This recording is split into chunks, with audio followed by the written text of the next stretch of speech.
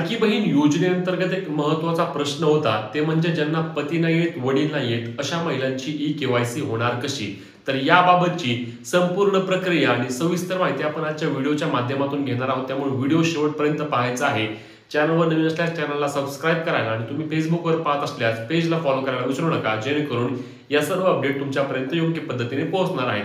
तर लाडक्या बहिणींनो, लाडकी बहीण योजनेअंतर्गत मागील काही दिवसांपासून एक प्रश्न जो वारंवार विचारला जायचा, ते म्हणजे आम्हाला पती नाहीयेत, वडील नाहीयेत, आमच्या पतीचं निधन झालंय किंवा वडिलांचं निधन झालंय किंवा आम्ही घटस्फोटित आहोत. मग अशा वेळी आम्ही आमची ई-के-वाय-सी करायची कशी? जो दुसरा ओटीपी होता तो ओटीपी घ्यायचा कसा?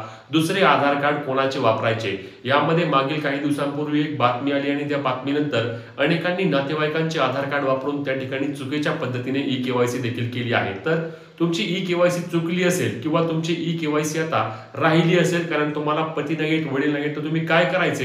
तर सविस्तर माहिती लक्षात घेऊया. तर सुरुवातीला तुम्हाला सर्वांप्रमाणेच म्हणजे ज्या इतर लाडक्या बहिणी करतायत त्या पद्धतीनेच ladkibhin.maharashtra.gov.in या अधिकृत वेबसाईटवर जायचंय. त्यानंतर ई-के-वाय-सी करण्यासाठी तुम्हाला त्या ठिकाणी क्लिक करायचंय आणि ज्या महिलेची ई-के-वाय-सी करायची आहे तिचा आधार नंबर त्या ठिकाणी टाकायचा आहे. आधार नंबर टाकल्यानंतर ओटीपी पाठवा या बटनावर क्लिक केल्यानंतर तुमच्या म्हणजेच की त्या लाडक्या बहिणीच्या आधार कार्डशी लिंक असलेल्या मोबाईल नंबरवर एक 6 अंकी ओटीपी येणार आहे. तो ओटीपी तुम्हाला त्या ठिकाणी टाकायचा आहे.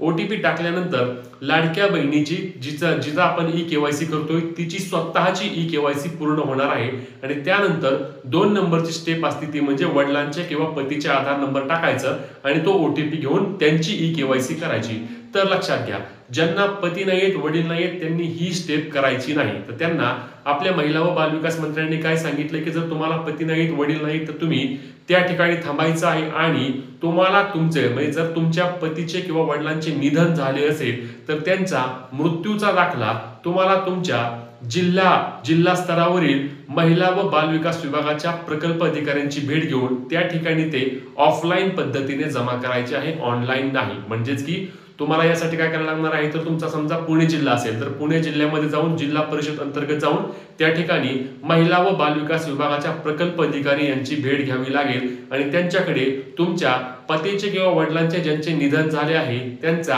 मृत्यूचा ओरिजिनल दाखला त्या ठिकाणी तुम्हाला न्यावा लागणार आहे. त्याची झेरॉक्स देखील तुम्हाला जमा करावी लागू शकते. आणि आता ज्या महिलांचा घटस्फोट किंवा डिवोर्स झालाय त्यांनी काय करायचं, त्यांनी देखील सेम पद्धतीने लाडकी बहीणच्या वेबसाईटवर येऊन स्वतःचे आधार नंबर टाकून स्वतःची ई-के-वाय-सी पूर्ण करून घ्यायची आहे आणि जिथे पतीची आणि वडिलांची माहिती विचारली तिथे काहीच न टाकता तुम्हाला देखील तुमच्या महिला व बालविकास विभागाच्या प्रकल्प अधिकाऱ्यांची जिल्हास्तरीय असतात त्यांची जाऊन भेट घेऊन त्या ठिकाणी तुमच्या जो डिवोर्स पेपर असणार आहे अधिकृत तो त्या ठिकाणी तुम्हाला जमा करावा लागणार आहे आणि ते जमा केल्यानंतर तुम्हाला लाडकी बहीण योजनेचा लाभ चालू राहणार आहे. कुठल्याही प्रकारे अडचण येणार नाही.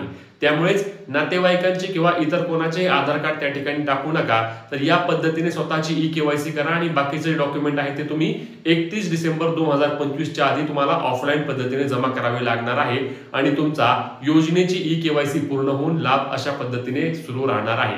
त्यामुळेच लाडकी बहीण योजनेअंतर्गत एक महत्त्वाची अपडेट असणार आहे. आता यामध्ये अनेक लाडक्या बहिणींचं असं देखील मत होतं की आम्हाला ऑनलाईन पद्धतीनेच आमचा डिवोर्स पेपर असेल किंवा आमचा जो वडिलांचे अथवा पतीचे निधन झाल्याचा आम्हाला दाखला जो आहे तो अपलोड करण्याची संधी त्या ठिकाणी द्यावी. परंतु ही ऑफलाईन पद्धतीने प्रक्रिया राबवली जाणार आहे. त्यामुळे तुम्हाला स्वतः त्या ठिकाणी जाऊन तुमचे डॉक्युमेंट जे असणार आहे ते जमा करावे लागणार आहे. आता यामध्ये ज्या महिला अशा आहेत की त्यांचं मत आहे की आम्हाला पती आहेत परंतु आम्ही पतीपासून वेगळे राहतोय आणि आमचा डिवोर्स देखील झाला नाही, तर यांना 100% या ठिकाणी अडचण येणार आहे कारण याबाबत कुठल्याही प्रकारची अपडेट देण्यात आलेली नाही. परंतु ज्यांना पती नाहीत, वडील नाहीत आणि ज्यांच्याकडे कागदपत्र आहेत त्यांची आता ई-के-वाय-सी प्रक्रिया होणार आहे. तसेच आपल्या ज्या रेग्युलर महिला आहेत ज्यांची ई-के-वाय-सी बाकी आहे त्यांनी देखील 31 डिसेंबर 2025 च्या आधी आपली ई-के-वाय-सी प्रक्रिया पूर्ण करून घ्यावी आणि योजनेचा लाभ अशाच पद्धतीने चालू ठेवावा. आता याबाबत तुमचे जे काही प्रश्न असतील ते आम्हाला कमेंटमध्ये नक्की विचारा. ही महत्त्वाची व्हिडिओ शेअर, फॉलो आणि सबस्क्राईब देखील करा. जय महाराष्ट्र.